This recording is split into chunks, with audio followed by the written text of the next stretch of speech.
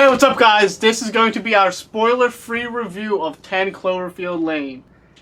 These are friends and family, John, Rob, and Eli. First one. Oh, okay. So, these are my quick thoughts. I loved it. I give it 9.5. I thought it was a fantastic psychological thriller. John Goodman was damn near flawless. He's fucking creepy. He was like the perfect like creepiness, and then like calm and like caring, and then back to creepiness. It was really. I love this flip floppy. The man can snap. The constant back and forth of like, is he really telling the truth? Is he lying? And I also liked it because of like the first film. You knew something was going on, but you didn't quite know what was going on till the very end.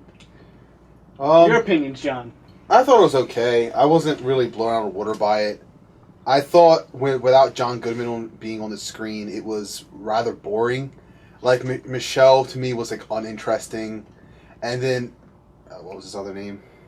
Emmett. He was funny. AKA Beard Guy. He played a really good like comic relief type character. And he was decent, but you just weren't invested enough in him. I mean, in my opinion, it's like a 7.5, maybe. Like I said, like there was times where I was fiddling with my chair's button, going up and down my legs because I was just like, there's nothing going on. There was literally times where I was doing that. So it was good. John Goodman was great. Michelle give him the Oscar. Michelle did what she needed to do. She played her character. Another plus, though, about her character, she wasn't like a stupid character. She wasn't like the whole like, oh, I don't know what to do. Let me not do anything. She wasn't like typical like. She wasn't damsel in distress. I liked that she was powerful. She knew what she was doing. I liked that she knew what she was doing. Remember, it's spoiler free. Almost felt like MacGyver.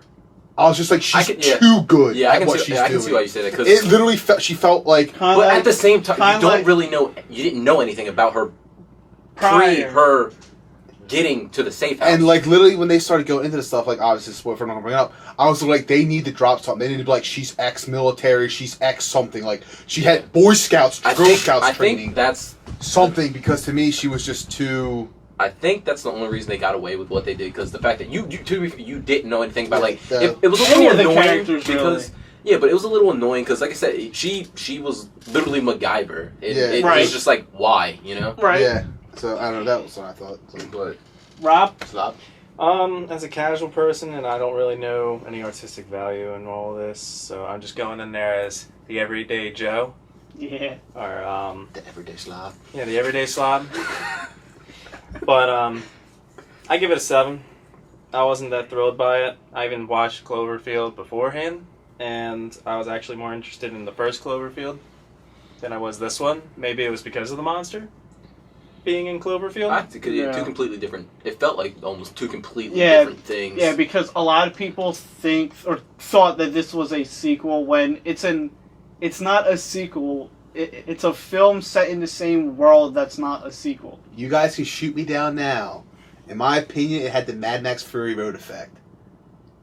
It wasn't an actual sequel, but when you title something Mad Max, you go into it with the presumption of it. And even for a bad movie, we watched Victor Frankenstein. That movie is trash, but it should have been called to sit through. It should have been called Igor. It shouldn't have called Victor Frankenstein. A lot of the story was focused on Igor's relationships and Igor coming into be. So to me, I just feels like it was good, but like I said, I didn't expect. I knew it wasn't going to be at all tied really to Cloverfield, but there was little nods here and there that I got that you guys probably didn't. But like, if it kept its original title, The Cellar, I think I would have received it a lot better. I don't know. I can agree with that. It didn't. I don't know. It just didn't feel like it felt. It didn't feel like it was in the same world of the first movie at all. In my opinion, it really did. Like, it kept the whole like post-apocalyptic. Well, not even that. Like, you know what it reminded me of? You guys wouldn't know this, but they kept the same hue use of greens and Oh yeah, but you know bright honestly what it lights reminds from me. the, This from- is from the first one. I'll which go I more to really this when we enjoyed. go to the spoiler thing. It reminded me of the what's his name's trilogy, World's End, Shaun of the Dead. Yeah, Edgar Wright. Edgar Wright. It reminded me of his trilogy. That's That's what it reminds me of. That's how I think the Cloverfield and All might end up being. Well, yeah, this is an anthology series. Yeah, Okay. but okay, so with all that said, though, I'd probably give it a solid 8.5. I really enjoyed it as a film. Like I said, it sucked. It kind of didn't, feel like the Cloverfield I enjoy. But all in all, it was a really good film. It kind of kept you guessing through parts. Kind of didn't. But I mean, I agree with John mostly. John Goodman was amazing. Just loved him on screen. Oscar worthy. Emmett was cool. Like I said, I liked the whole comic relief thing. He I was liked Emmett, also but very well acted too. He yeah, was fine. I thought Emmett was really Yeah. really well done, and I felt like Michelle, who's your main character, kind of Ramona fell Flowers flat from compared Scott Pilgrim, to the other two. Yeah. I really thought she felt flat in comparison. Not that I didn't think she was terrible, but she didn't keep me as interested as the other two. she didn't have a personality. She didn't really. It was weird. Mhm. To me, she didn't have a personality. She really was. She was a little flat. But And Dan Trachtenberg, first time, big budget, high end film. Fantastic directing. Little side note. This might have been me. When they did this sweeping shot around the common room, Mm-hmm. was it just me or was that shot blurry? it felt really blurry. That might have been because it's not an IMAX HD screen. Yeah, I was gonna say because Okay. I actually my eyes started hurting. I was Same. like, it's really Same. blurry and I Same, can't but- really tell what's going on. It just must have been Speaking where of we the watched it. common room, for a first time director, even though the film takes place in such a small, cramped, doomsday bunker, every It shot, was like 4 rooms. every shot still felt you could see something new in it. Like in my opinion, It showed up. you They could, used like, really good every angles. shot felt kind of new, despite it being in a 3 to 5 room area. Yeah, I thought they used their And angles a really nice well to hide use how of small the lighting, building too. was. I don't. Quick thought. People claim that the trailer spoiled the movie. Believe me, the trailer shows nothing. You don't know what's in store coming. So if you think that, you're wrong. Else to add? Yeah, non-spoiler. Non-spoiler. I wouldn't watch it again if it wasn't on TV passing through the channels. I disagree with that.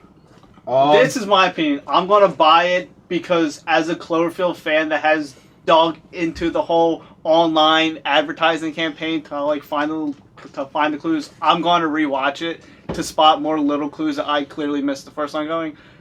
Same thing I did for the first one. I watched that movie probably 10 times, and each time, I still find something new. So there's a little nods here and there. It's fun for me.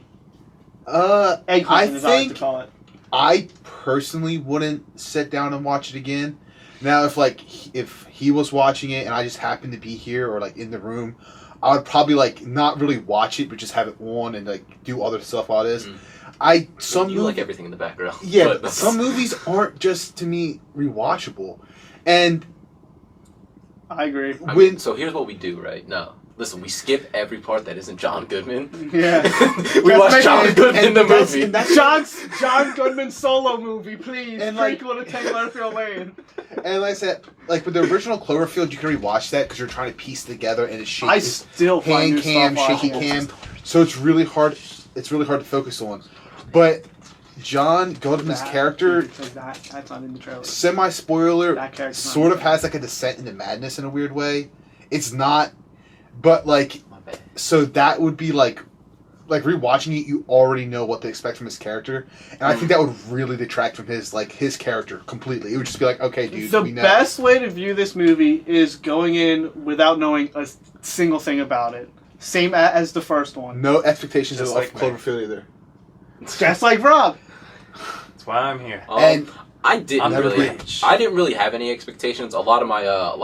He was the one with all the hype. He like carried the hype for the entire group. I Critics- love Cloverfield 1. And the critics are loving it, which I can see slaughter why. movies for me, man. Same thing happened with Star Wars, Fury Mad Road. Max. Like, You know, a lot of the time you're locked into it because of him, because he will go so heavily in anything. But me, like nothing. I will not look up anything. When you come out and say this movie is a 95% or whatever it is on Rotten Tomatoes, It's 8 at out like of 10, a 90%. one of the now. most creative movies, and then some Critics are also saying that this is the best movie of the year so far. Yeah, well, that's Well, that's pretty besides easy to say. Zootopia. Yeah. Outside of Zootopia, yeah. it's the best movie. of the year so Zootopia, far. King Mickey. Just saying. And so for me, like, that's what kills me. For me, like, and like, I don't know. I have like, if the critics are going to stroke it this much, like, I come in with a lot higher expectations, and I usually get let down. So I try to and I come can in with discuss that clean further in a slate. different video about how like We can with multiple movies. That's a future vid right there. and how like critics have impacted how I viewed them and how it influenced my going out of the movies. So that's pretty Critics, much it for monsters me. or monsters. Yeah. So that's pretty much for me. That's all I have to say. That's non-spoilery. I'm good. I think that. Yeah. I like but no, I really like the scene, like the scenes, like the way they felt. I really like the environment of the movie. I don't know, everything, like, it felt. I don't know. I just liked it. Is that it, everybody? Yep. Cool. Okay, guys.